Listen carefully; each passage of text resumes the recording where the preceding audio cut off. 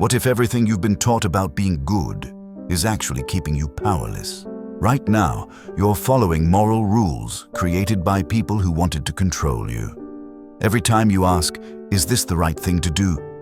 you're asking the wrong question. The right question is, who decided what's right, and why should I care? This isn't about becoming evil. This is about waking up from a moral prison you didn't even know you were in. Today, we're diving into Friedrich Nietzsche's most dangerous book, Beyond Good and Evil. By the end of this video, you'll understand why your moral flexibility, not your obedience, is your greatest source of personal power. And more importantly, you'll know exactly how to start using it. But first, let me tell you about the philosopher who dared to say what everyone else was afraid to think. The man who declared war on morality. Friedrich Nietzsche was born in 1844 into a world obsessed with rules, religion, and conformity. But while everyone else was asking, "How can I be good?" Nietzsche asked a far more dangerous question. Who gets to decide what good means?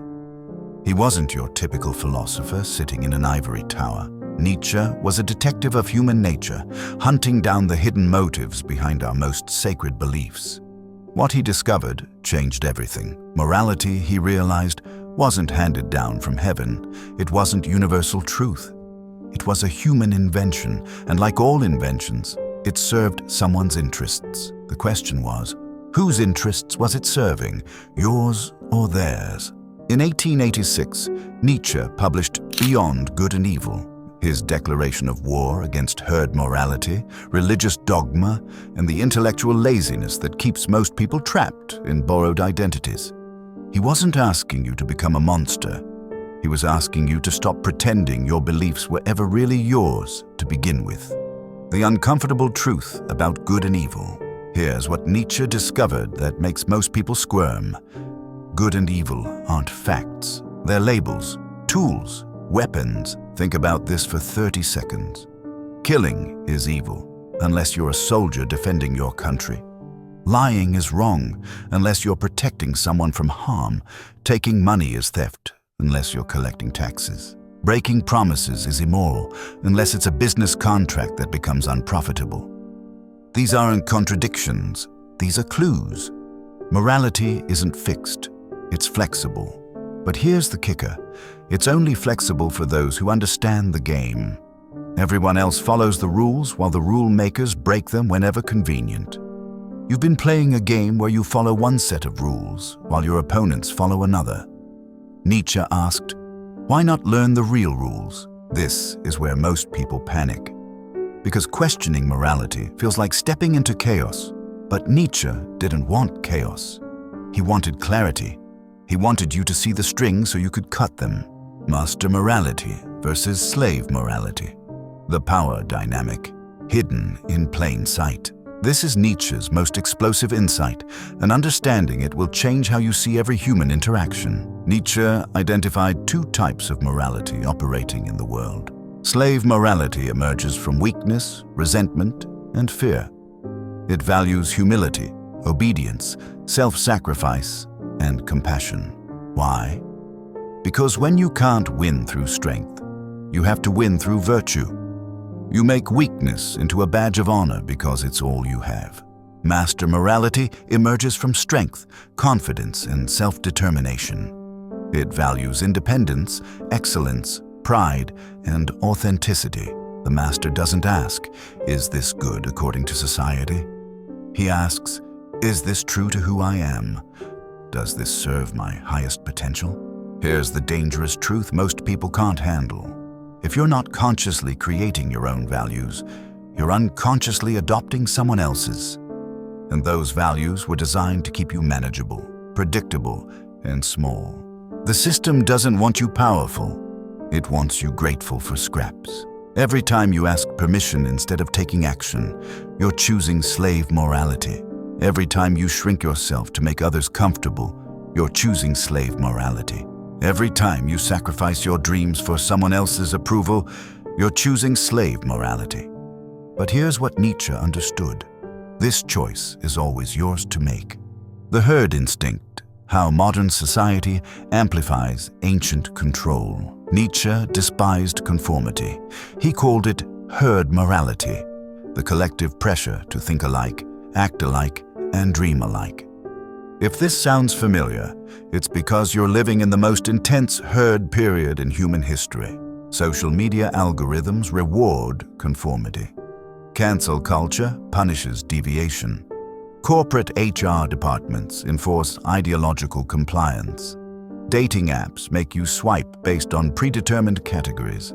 Even your entertainment is focus grouped to offend no one and challenge nothing. The herd is everywhere, and it's louder than ever. You express an unpopular opinion, you're problematic. You question a sacred narrative, you're dangerous. You refuse to participate in group hysteria, you're selfish or uncaring. But here's what Nietzsche would tell you. Good. That resistance you feel, that social friction, it means you're thinking for yourself. The herd doesn't hate you because you're wrong. The herd hates you because you're awake. And awakeness is contagious. That's why they need to stop it before it spreads. The Ubermensch, your evolution beyond good and evil. Nietzsche's solution to this moral matrix wasn't violence, anarchy, or nihilism. It was transcendence. He introduced the concept of the Ubermensch, often mistranslated as Superman, but more accurately understood as the Overman or higher man. This isn't about physical superiority, it's about evolutionary consciousness. The Ubermensch represents what you become when you stop outsourcing your moral authority to others and start creating your own value system from the ground up. Think of it this way. Most people are moral consumers. They buy pre-packaged belief systems off the shelf. Christianity, progressivism, conservatism, humanism, and wear them like uniforms.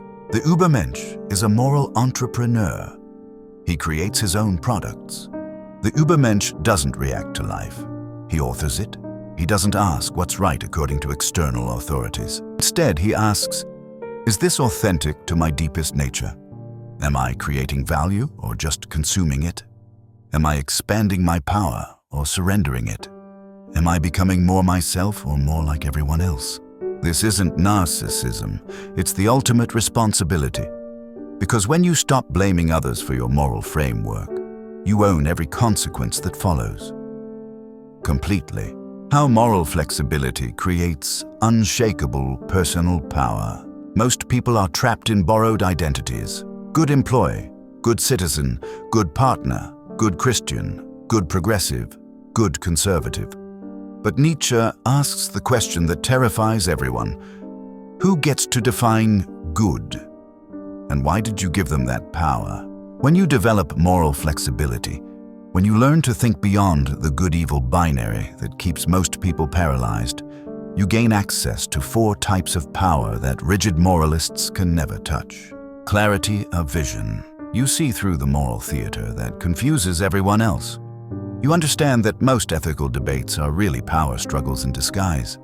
You stop wasting energy on fake moral dilemmas and focus on real choices. Psychological freedom. You no longer need everyone to validate your decisions. You trust your own judgment more than the crowd's applause. You become immune to guilt manipulation and moral blackmail. Strategic advantage. While others are paralyzed by what's right, you're focused on what works. You can adapt your approach based on circumstances rather than rigid rules. You become antifragile. Authentic authority. People sense when someone operates from their own moral center rather than borrowed beliefs. It creates a magnetic presence that borrowed morality can never match. This is moral flexibility, not moral relativism. You still have a code, but it's forged in the fire of your own experience, not inherited from people who lived in different times with different challenges. The price of moral sovereignty and why it's worth it. Let me be brutally honest about something most self-help content won't tell you. Choosing your own values comes with a cost. When you stop following the herd's moral GPS, you will face social isolation. Many people will no longer understand you. Some will actively oppose you. The herd protects its members, but it also punishes deserters. Moral uncertainty. Without pre-made answers, you'll have to think through difficult situations yourself. This requires more energy and carries more risk than moral autopilot. Responsibility. Overload. You can no longer blame your choices on what you were taught, what your culture expects, or what others told you to do. Every decision is yours. Misunderstanding and hatred. People will call you arrogant, selfish, dangerous, or evil. They'll project their own moral cowardice onto your moral courage. Nietzsche would say, "Perfect. That means you're leaving the herd." Remember, sheep are safe, but they never lead. And you weren't built to follow someone else's path. You were built to create your own. The price of moral sovereignty is everything that was never really you anyway. 7 practical steps to live beyond good and evil. Let's make this concrete. Here's how to start embodying Nietzsche's wisdom in your daily life.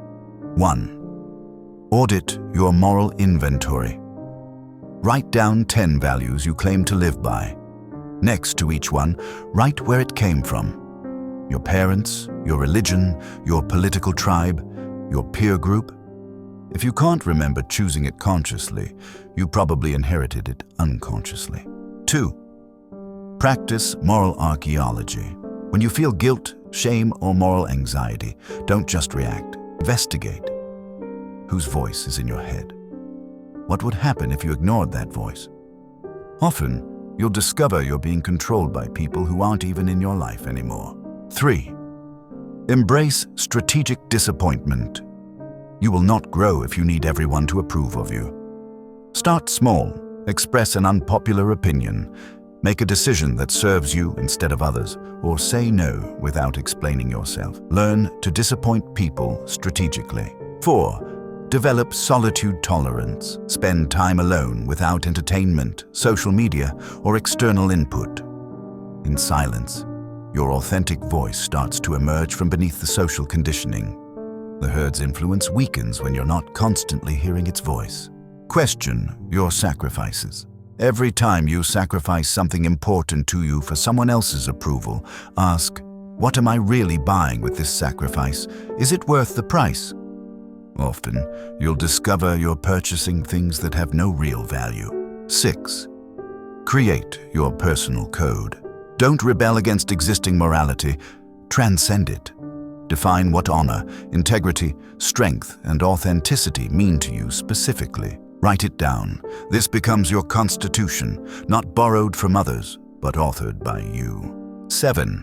Test your values. Under pressure, your real values aren't what you claim to believe.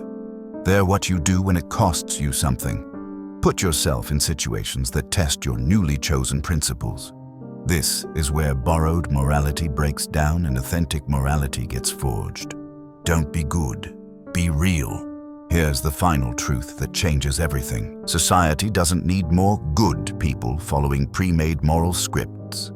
It needs real people, honest, sovereign, and awake, creating value from their authentic nature. Nietzsche wasn't trying to destroy morality. He was trying to wake you up from moral sleepwalking. He wanted you to stop living someone else's definition of a meaningful life and start writing your own. So the next time you catch yourself asking, is this the right thing to do? Pause. Instead ask, is this true to who I am becoming? If the answer is yes, stand on it, regardless of who disagrees. If the answer is no, burn it, regardless of who expects you to keep it. The world doesn't need your compliance.